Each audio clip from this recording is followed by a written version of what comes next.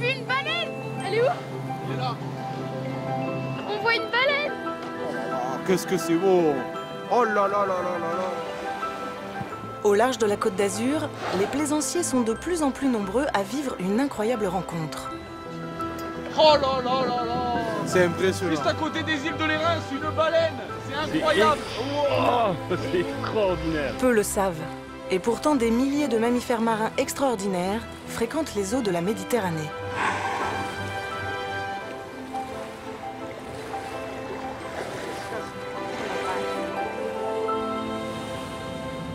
Notre histoire commence un 6 août 1998 par une nuit de clair de lune. Le commandant Capoulade est aux commandes de son ferry sur la route Nice-Ajaccio.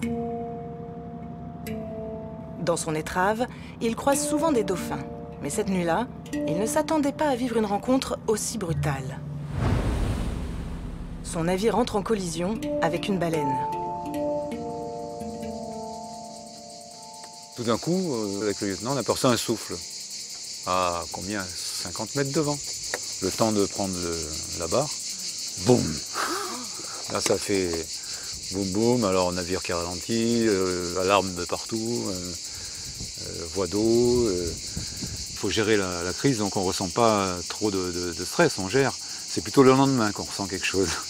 Le lendemain, bon, c'est pas les pleurs qui arrivent, mais on sent on se demande mais pourquoi c'est arrivé, pourquoi moi, pourquoi ça arrive, qu'est-ce qu'on fait, qu'est-ce qu'il faut faire. J'ai trouvé. Cette mauvaise fortune de mer est un élément déclencheur. Capoulade mène l'enquête. Il constate que des collisions sont recensées dès les années 70. Les baleines sont bien là, en Méditerranée, au cœur d'un trafic maritime très intense. Capoulade publie un journal à l'attention des armateurs. Il y a urgence. Il faut trouver des solutions pour protéger les mammifères marins. Dans son combat, le commandant n'est pas tout seul. Pascal Mayol est biologiste. Chaque année, il quitte le rocher de Monaco avec un ketch de 28 mètres de long prêté par un ami restaurateur. À bord, l'équipe de l'association de Pascal, 2 membres d'équipage et le capitaine venu avec ses 2 fils. Pendant plusieurs jours, ils vont quadriller une zone bien précise en quête de baleines. Alors là, on a une mer qui n'est pas particulièrement propice à la détection des baleines. C'est pas évident dans ces conditions-là. On a tendance à avoir des souffles partout au bout d'un certain temps, hein. Les regards scrutent l'horizon méditerranéen, car les biologistes ont constaté que chaque été, les mammifères marins débarquent en masse sur la Côte d'Azur. Attirés par un courant maritime chaud, ils profitent d'une nourriture abondante et évoluent dans une même et unique zone. En 2002, l'Italie, la France et Monaco passent un accord. L'idée, faire de ce secteur un espace dédié à la protection des cétacés, le sanctuaire Pélagos. C'est la 2e baleine la plus grande au monde. Le rorqual commun. Plus de 1000 individus au large de la Côte d'Azur. Il peut mesurer jusqu'à 25 mètres de long et vivre une centaine d'années. On trouve aussi le cachalot, un animal mystérieux et étrange qui vit à 2000 mètres de profondeur. Une de ses proies est le calamar géant qui peut mesurer 20 mètres et auquel il livre des combats de titans. Il y a aussi le globicéphale. Son nom signifie tête globuleuse. Une drôle de bouille pour le dauphin le plus méconnu de la planète. Puis le grand dauphin ou encore le dauphin bleu et blanc, 35 000 individus environ. De plus en plus, ces habitants emblématiques remontent à la surface. Pourtant, la Méditerranée aujourd'hui est la mer la plus fréquentée au monde. L'activité touristique y est particulièrement soutenue. Alors, comment se partager le territoire ?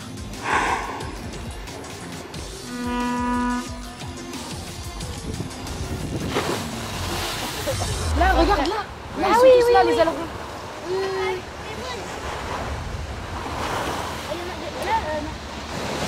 là. Magnifique. Trop cool. Trop. Mets-toi un peu plus devant là, c'est grave. Je mettrai avant. Donc ça, ce sont des dauphins bleus et blancs, l'espèce la plus abondante du sanctuaire. Alors on les note quand on les croise évidemment, mais c'est pas l'espèce qui nous intéresse dans le cadre du travail qu'on conduit ici. Non pas que cela n'ait pas d'intérêt, mais ils ne sont pas soumis au risque de collision. Moi, j'attends la baleine, voilà. Donc, on est maintenant, je pense, au-dessus de la sonde des 2000 mètres, donc on a déplacé ce qu'on appelle le talus. Et là, on est vraiment dans l'habitat du rorqual commun. Donc, on croise les doigts. Nous sommes seulement à 20 km des côtes. Allez, on va envoyer l'hydrophone, Jérôme. En dessous, 2000 mètres de fond. Pascal plonge l'hydrophone en espérant capter le son d'une baleine. Rien. En revanche, on constate que l'homme est un voisin particulièrement bruyant. Il y a un gros bruit permanent qui gêne vachement. J'entends un si. On s'aperçoit encore une fois que la mer, c'est plus du tout le monde du silence. Alors ce bruit est vraiment problématique pour les cétacés parce que c'est des animaux qui ont besoin de ce sens acoustique pour vivre, pour communiquer, pour s'alimenter. Imagine que tu te promènes en famille dans une forêt, donc vous vous entendez, vous êtes espacés de quelques mètres les uns des autres, voire quelques dizaines de mètres, il n'y a pas de souci, vous ramassez les champignons, et d'un coup à la place de la forêt, c'est une fête foraine très bruyante, avec plein de monde. C'est un petit peu ce qui se passe au niveau des cétacés, si bien que là la famille peut se perdre, c'est ce qui se passe à cause du bruit chez les cétacés. Dans ce monde aquatique perturbé, la baleine perdrait tous ses repères, ce qui expliquerait en partie les collisions. Pire encore, certaines activités humaines ne leur laisseraient aucun sursis. Il y a de la recherche d'hydrocarbures qui se fait en mer, notamment en Méditerranée. On appelle ça des opérations de recherche sismique. C'est des espèces de gros canons à air qui sont tractés à l'arrière d'un bateau. Et on envoie régulièrement des coups de canon, disons, qui vont se répercuter sur le sol. Et les cétacés souffrent vraiment de ça. Il y a des travaux qui ont été faits sur des échouages où on a montré au sein des oreilles internes les cellules qui avaient carrément été lésées par trop de bruit. Donc c'est des animaux qui sont très très sensibles.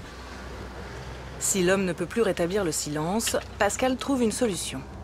Avec le commandant Capoulade, ils mettent au point une application qui donne la position des cétacés en temps réel et prévient tous les navigants alentours.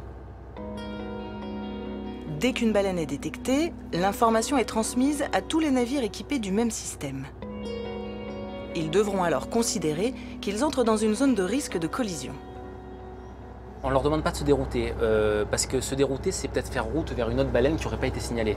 Donc on leur demande dans cette zone d'être très vigilants, c'est-à-dire d'augmenter la veille, d'augmenter le nombre de veilleurs en passerelle par exemple, et si possible de diminuer l'allure, parce que quand on diminue l'allure, on a plus de chances de détecter la baleine, et s'il y a une collision à faible vitesse est moins dommageable à la baleine et éventuellement au bateau qu'une collision à forte vitesse. Si l'idée est bonne, les navires de commerce sont-ils prêts à jouer le jeu ?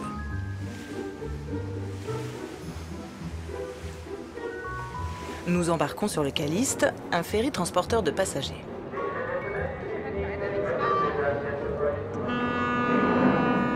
Durant la saison estivale, les liaisons entre le continent et la Corse sont multipliées. De jour comme de nuit, le sanctuaire Pélagos est une véritable autoroute de la mer. À bord du Caliste, un commandant, un matelot et un lieutenant de quart spécialement formés au repérage des cétacés. Et sur la carte du système, on peut voir les pointages de baleines de ces derniers jours.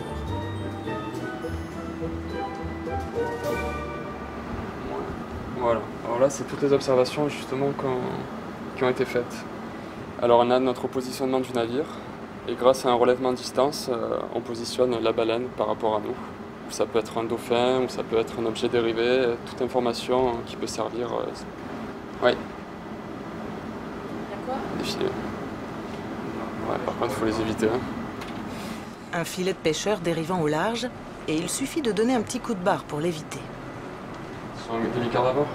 Légèrement d'abord. Peut-on faire la même manœuvre pour une baleine?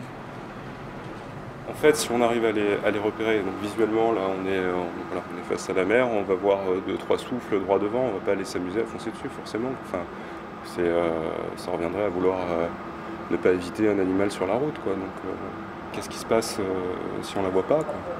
Parce que les navires, on les voit,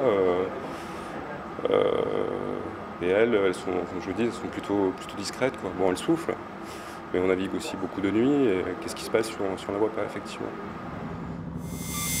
Pour détecter les cétacés au loin, il faudrait utiliser un puissant sonar.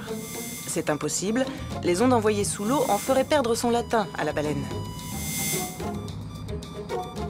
Le système de Pascal-Mayol reste donc un avantage indéniable.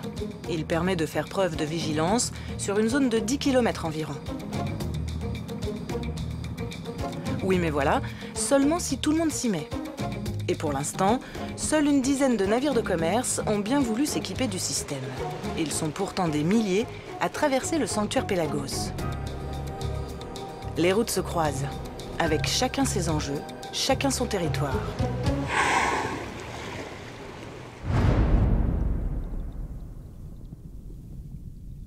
Un peu plus loin, les baleines rencontreront d'autres navires. Ceux des opérateurs touristiques qui proposent des sorties en mer à une foule fascinée par leur présence à seulement quelques milles de la Côte d'Azur. Des dauphins, je savais, des baleines, je l'ignorais complètement. J'ai fait une fois ça au Québec, donc je suis allé loin pour en voir, alors que finalement on en est à côté de chez nous. Donc, Dans la vie, Stéphane est patron de pêche, mais chaque été, il prend les commandes de la navette à passagers avec les yeux d'un gamin. Il y a une communion, tous les gens qui sont sur le bateau, il y en a qui sont tellement contents.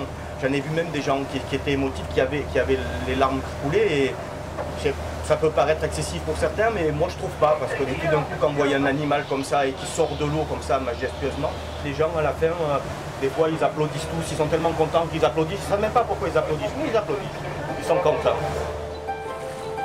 Aujourd'hui, le bateau va à la rencontre de globicéphales. Quelquefois, peut-être je dois les déranger, hein, mais c'est involontaire en tout cas. J'essaye de ne pas leur couper la route, de me tenir à distance, de les laisser venir eux-mêmes vers moi, c'est tout.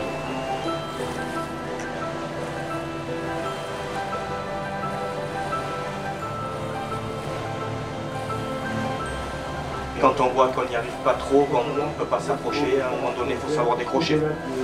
C'est qu'on n'est pas invité. C'est ce que je ne vais pas tarder à faire parce que je vois que là il commence à accélérer, à se tenir à distance.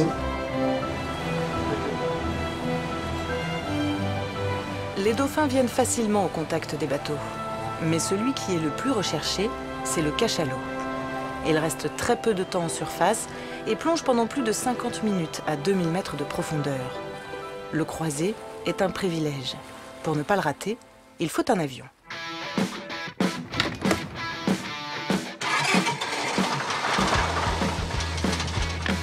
Roger est l'homme de la situation.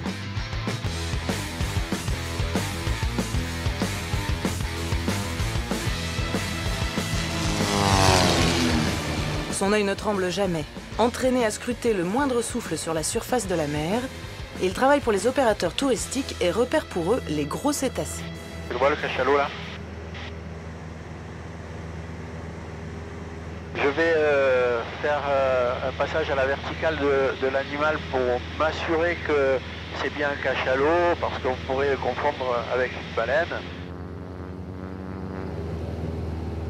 Voilà, c'est confirmé que c'est un cachalot, vu sa forme, vu l'orientation de son souffle. Voilà, c'est un mammifère qui se trouve, il n'est pas très loin des côtes canoises. Philippe, pour Roger. Oui, Roger, je te reçois 5. Voilà, on arrive sur un cachalot, donc 32,26. Oui, Roger 5. Est-ce que tu peux nous reconfirmer le point de la bestiole? Là-bas, il est là-bas le cachalot, on dirait. C'est pas lui que je vois là-bas? Un jumelle? Ouais, on est tout près.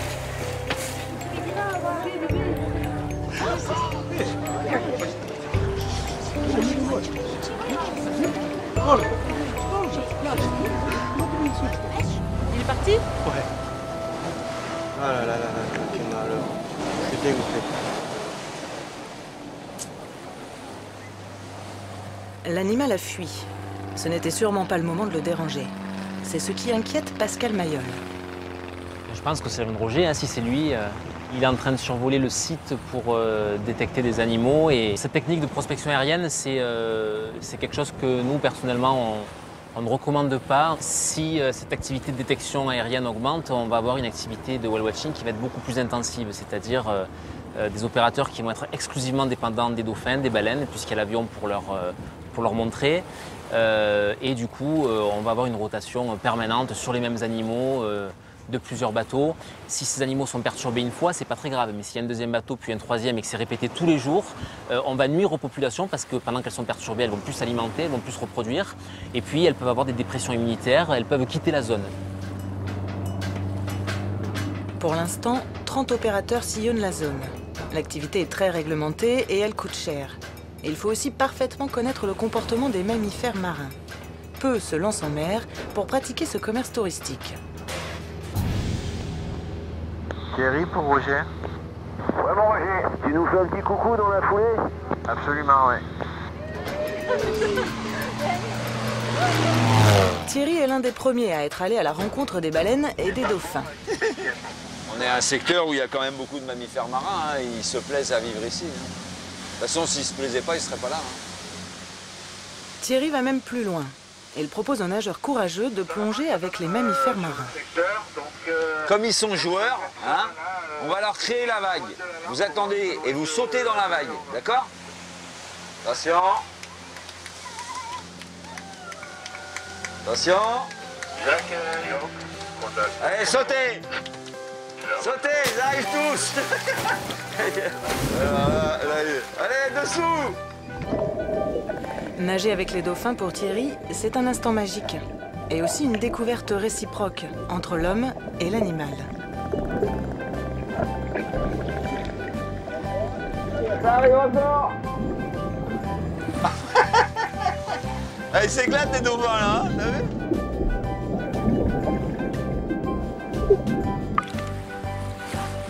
Ah, je m'éclate, moi ça fait 30 ans que je m'éclate. Je suis un garçon heureux, moi. De vivre avec les dauphins, les baleines, de vivre en mer, bah, avec... Ouais, le coin que t'as trouvé, c'est mieux que de travailler à l'usine. Je crois que je vais y aller sur le banc de dauphins. Allez, remontez, va. Ils sont partis. C'est presque sur la route, quoi. Pour l'instant, j'ai entendu personne. Les mammifères à gros cerveau ont une mémoire phonique et visuelle. Bien plus que nous, hein, niveau phonique. Ils sont très curieux, hein. Ils sont très curieux, et puis ils ont envie de communiquer. Hein. Et on le voit surtout au mois de mai. Les dauphins, ils sont comme des fous. Les meilleures nages, c'est mai-juin. Parce que l'eau est froide. Mais là, c'est les retrouvailles. Les dauphins, ils nous entendent à 200 mètres. C'est même plus nous qui voyons les dauphins, c'est eux qui nous voient. Mais la partie s'avère difficile. On n'est pas aux eaux, les filles, hein. Préparez-vous. Nous sommes en pleine mer, dans l'univers même du dauphin qui reste avant tout un animal sauvage. Allez, sautez. Sautez. Hop, ça passe dessous.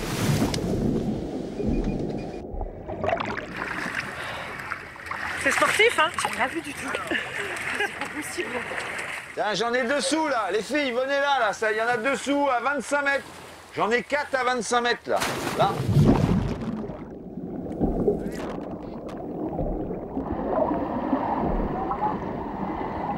Tu les as vus ou pas? Hélas, non. Ah. J'ai sauté, j'ai regardé sur la gauche, j'ai vu que les vues. Ça se mérite, mais ils progressent vite avec les dauphins.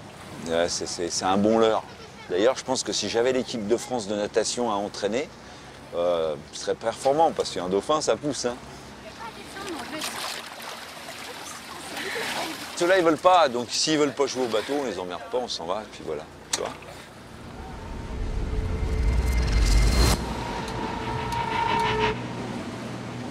La nage avec les dauphins, c'est une activité qui, à mon sens, je ne me place pas en donneur de leçons, mais je fais un constat. À mon sens, elle n'est pas compatible avec une activité commerciale. C'est-à-dire qu'il n'y a pas grand monde qui vous propose un safari photo en Afrique et qui vous propose de sortir du 4x4 pour aller caresser le lion. Le dauphin a toujours dans l'esprit humain l'apparence d'une peluche, mais encore une fois, c'est un prédateur marin, il ne faut pas l'oublier, le dauphin. Aujourd'hui, on assiste à des activités de nage avec des cachalots, avec des globicéphales, qui sont des animaux qui font 3 tonnes. Donc voilà, on n'a pas affaire à des gentilles peluches, on a affaire à des prédateurs marins qui peuvent être très réceptifs à parfois une approche du bateau. On voit très souvent ces animaux qui s'approchent du bateau, etc. Mais systématiser une nage d'activité commerciale avec eux, c'est quelque chose qui, à mon sens, est dangereux. Nous sommes allés poser la question à un spécialiste du comportement des cétacés. Philippe Mort est un éthologue. À force de décortiquer la matière grise du dauphin, il en a déduit quelques théories étonnantes. Le dauphin possède un cerveau très proche du nôtre. Connais-toi toi-même et tu connaîtras l'univers et les dieux, disait Socrate. Bref, il suffit de comprendre l'homme pour comprendre le comportement du dauphin, ou l'inverse. Alors, ce qui est fascinant avec ces images, c'est quand on rencontre des globicéphales en pleine mer, c'est une espèce qui a cette capacité extraordinaire à venir au contact des bateaux directement, de leur propre initiative. Ils viennent se coller à la carène des navires, ils viennent nous observer. Certains même, des fois, montent la tête un petit peu hors de l'eau. On appelle ça le spy hopping. Ils viennent un petit peu faire de l'espionnage. Ça, c'est vraiment des dauphins qui ont une véritable, je dirais, curiosité presque partagée avec l'humain.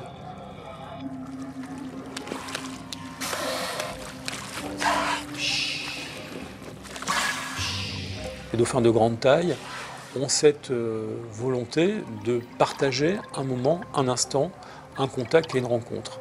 Pour le dauphin, nous sommes une espèce animale comme une autre, donc il n'y a pas de hiérarchie de contact. On est certainement un animal un petit peu plus pâteau et maladroit qu'eux, mais nous restons quelque part dans leur environnement, peut-être un objet de curiosité pour bien des choses, et peut-être qu'actuellement il y a un dauphin qui doit conférencer sous l'eau pour expliquer les interactions qu'il a pu avoir avec certains humains.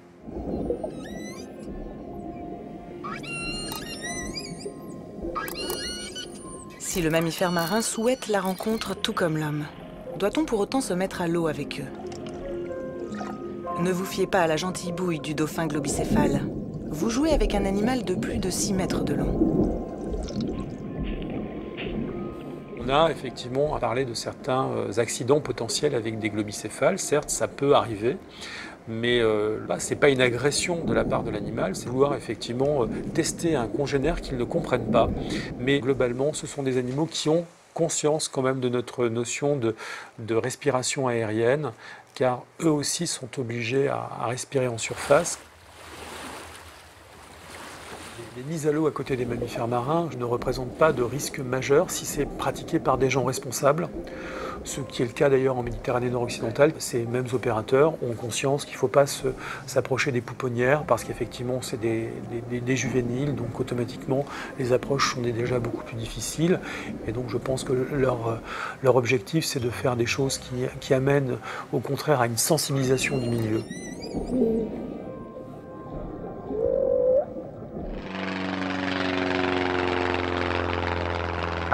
Ah, il se passe quelque chose d'intéressant, hein, Thierry. Ouais. Ouais, je sais pas, mais c'est du gros. Hein. Lorsque l'occasion se présente, Thierry ne la rate pas. Un rorqual fait surface, s'approche et reste près du bateau.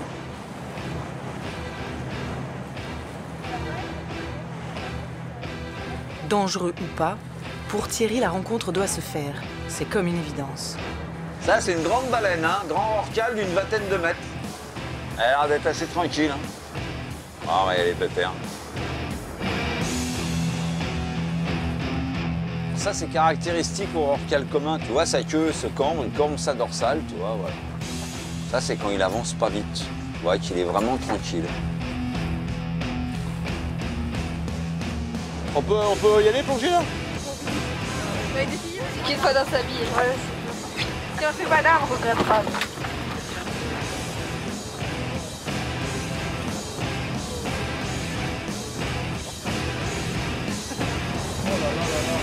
Elle arrive sur vous. Sautez, hop, hop, sautez. Oh, elle est là, on y va. Allez, sautez.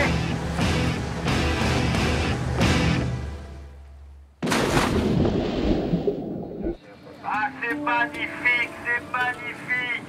Ouais, continuez, putain, vous nagez avec.